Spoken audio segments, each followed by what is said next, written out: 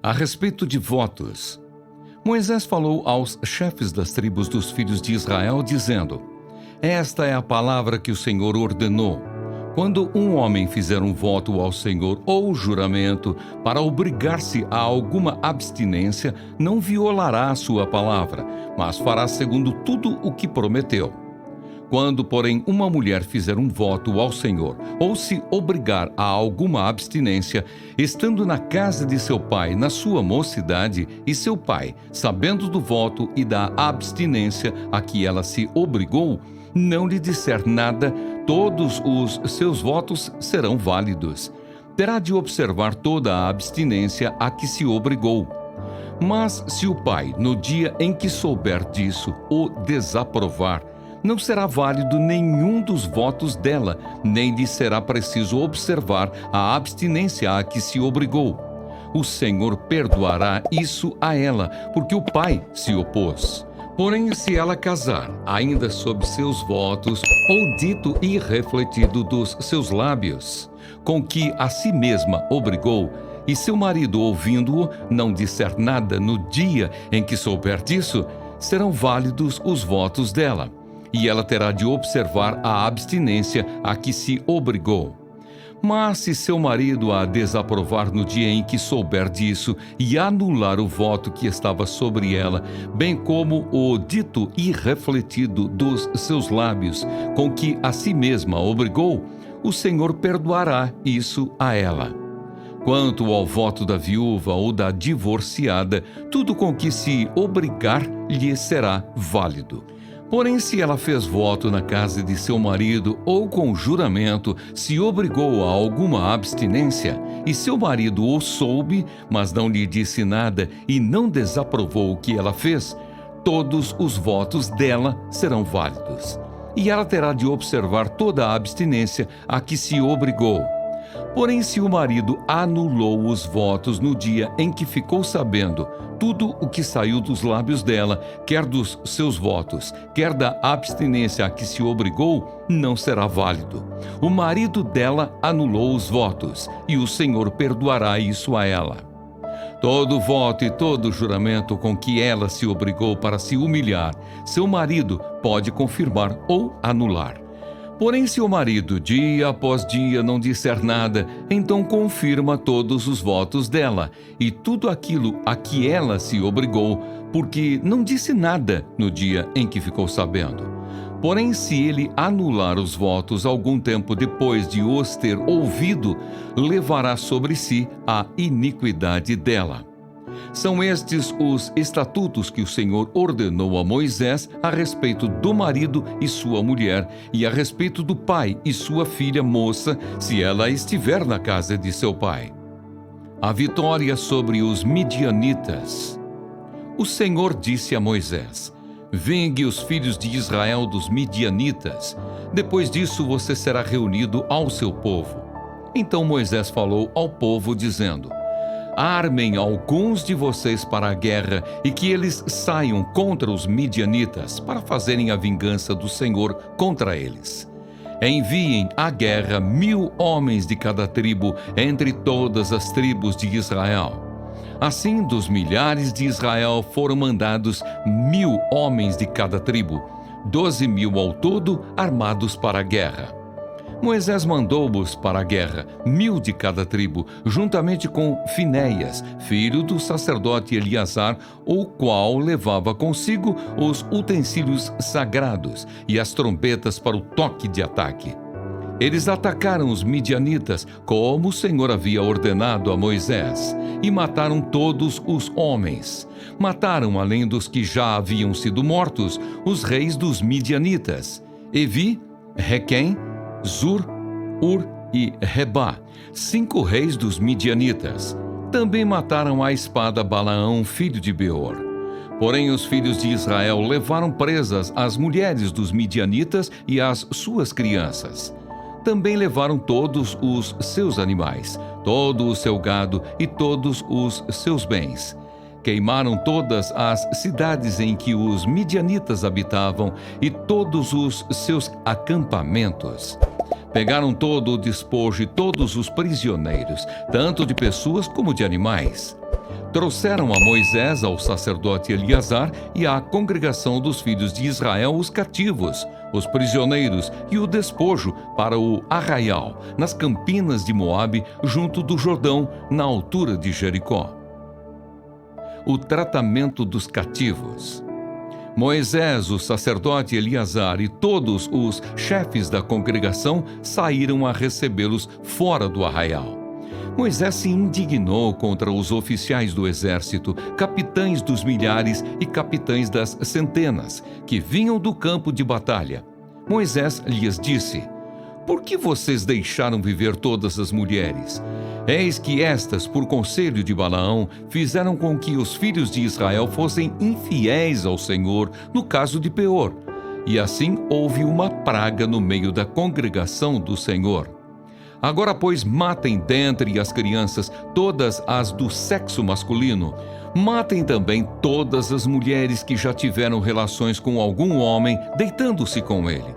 Mas todas as meninas e as jovens que não tiveram relações com algum homem, deitando-se com ele, deixem viver para vocês. Fiquem acampados durante 7 dias fora do arraial. Todos os que tiverem matado alguma pessoa ou tiverem tocado em algum morto, devem se purificar no 3º dia e no 7º dia. Purifiquem a si mesmos e também aos seus prisioneiros. Purifiquem também todas as roupas, todos os objetos feitos de couro, todos os objetos feitos de pelos de cabra e todo artigo de madeira. Então o sacerdote Eleazar disse aos homens do exército que tinham ido à guerra: este é o estatuto da lei que o Senhor ordenou a Moisés. O ouro, a prata, o bronze, o ferro, o estanho e o chumbo, tudo o que pode suportar o fogo, vocês devem passar pelo fogo, para que fique puro, e ainda terá de ser purificado com a água purificadora. Mas tudo o que não pode suportar o fogo, vocês devem passar pela água. Lavem também as suas roupas no 7º dia, para que vocês fiquem puros, e depois poderão entrar no arraial. A divisão do despojo. O Senhor disse a Moisés: faça a contagem daquilo que foi aprisionado, tanto de pessoas como de animais, com a ajuda do sacerdote Eleazar e dos chefes das casas dos pais da congregação. Divida aquilo que foi aprisionado em 2 partes iguais, uma para os soldados que saíram à guerra e a outra para toda a congregação. Dos homens do exército que saíram a esta guerra, cobre um tributo para o Senhor. De cada 500 cabeças, uma, tanto dos homens como dos bois, dos jumentos e das ovelhas. Tome esse tributo da metade que toca aos soldados e entregue-o ao sacerdote Eleazar, como oferta ao Senhor. Mas da metade que toca aos filhos de Israel, de cada 50, tome um, tanto dos homens como dos bois, dos jumentos e das ovelhas, de todos os animais, e entregue isso aos levitas que têm a seu encargo o serviço do tabernáculo do Senhor. Moisés e o sacerdote Eleazar fizeram como o Senhor havia ordenado a Moisés. O total do despojo que os homens de guerra pegaram foi de 675.000 ovelhas, 72.000 bois, 61.000 jumentos e 32.000 pessoas. As mulheres que ainda não haviam tido relações com homem algum, deitando-se com ele. E a metade, a parte que cabe aos que saíram à guerra, foi em número de 337.500 ovelhas. O tributo em ovelhas para o Senhor foram 675, e os bois foram 36.000, e o seu tributo para o Senhor 72. E os jumentos foram 30.500, e o seu tributo para o Senhor 61. As pessoas foram 16.000, e o seu tributo para o Senhor 32. Então Moisés deu ao sacerdote Eleazar o tributo da oferta do Senhor, como este havia ordenado a Moisés. Da metade que cabe aos filhos de Israel, que Moisés havia separado da parte que cabe aos homens que saíram à guerra, A metade para a congregação foram, em ovelhas, 337.500, em bois, 36.000, em jumentos, 30.500, e em pessoas, 16.000. Desta metade que cabe aos filhos de Israel, Moisés tomou um de cada 50, tanto de pessoas como de animais, e os deu aos levitas que tinham a seu encargo o serviço do tabernáculo do Senhor, como o Senhor havia ordenado a Moisés. A oferta voluntária dos capitães. Então os oficiais que estavam sobre os milhares do exército, capitães sobre 1.000 e capitães sobre 100, foram falar com Moisés e lhe disseram: estes seus servos fizeram a conta dos homens de guerra que estiveram sob as nossas ordens, e não está faltando nenhum. Por isso trouxemos uma oferta ao Senhor, cada um o que achou: objetos de ouro, ornamentos para o braço, pulseiras, sinetes, brincos e colares, para fazer expiação por nós diante do Senhor. Assim Moisés e o sacerdote Eleazar receberam deles o ouro, sendo todos os objetos finamente trabalhados. Todo o ouro da oferta que os capitães de 1.000 e os capitães de 100 trouxeram ao Senhor pesou 201 quilos, pois cada um dos homens de guerra havia tomado despojo para si.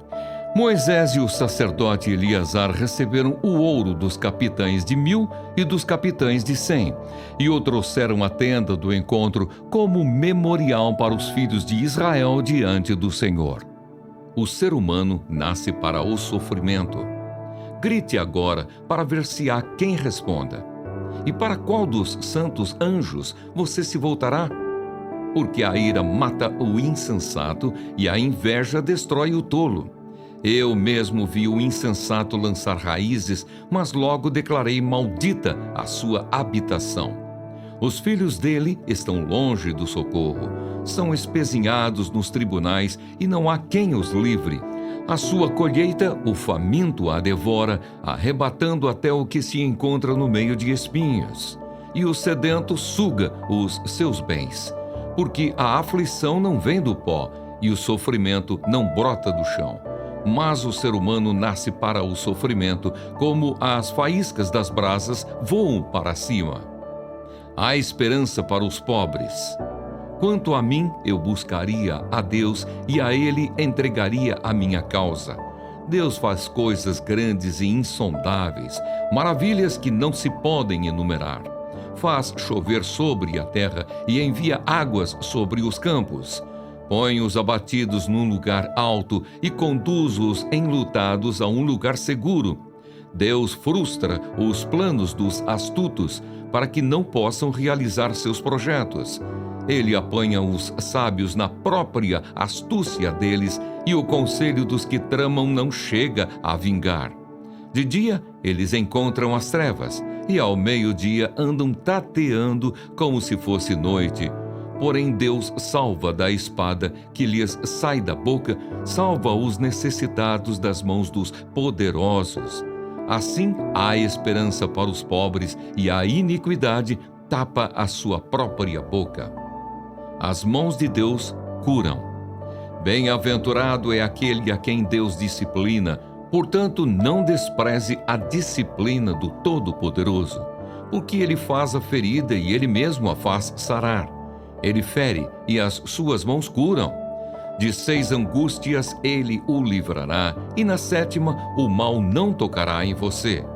Na fome ele livrará você da morte, na guerra do poder da espada.